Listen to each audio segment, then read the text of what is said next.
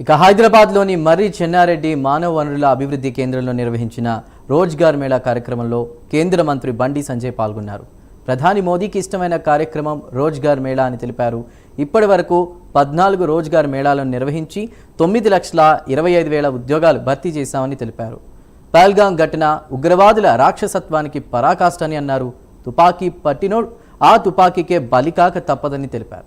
పాక్ వెన్నులో వణుకు పుట్టేలా చర్యలుంటాయని బండి సంజయ్ స్పష్టం చేశారు.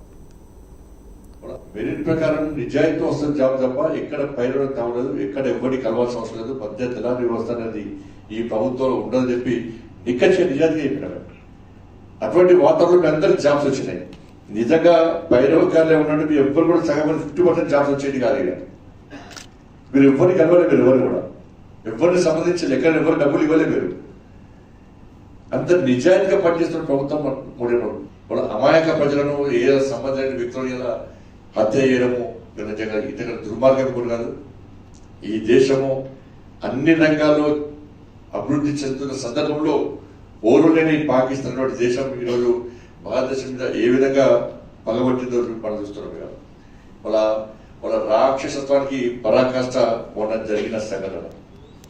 ఇలా పాకిస్తాన్లో ఇప్పటికీ తిండి లేదు, తిండి లేక ప్రజలు అల్లాడుతున్నారు. బిచ్చమెత్తుకునే పరిస్థితి అలా పాకిస్తాన్లో ఉంది. అయినప్పుడు కూడా వాళ్ళ బుద్ధి మారేటువంటి ప్రయత్నం చేస్తున్నారు. మెరిట్ ప్రకారం నిజాయితీ వస్తుంది జాబ్ తప్ప ఎక్కడ పైన కావలేదు.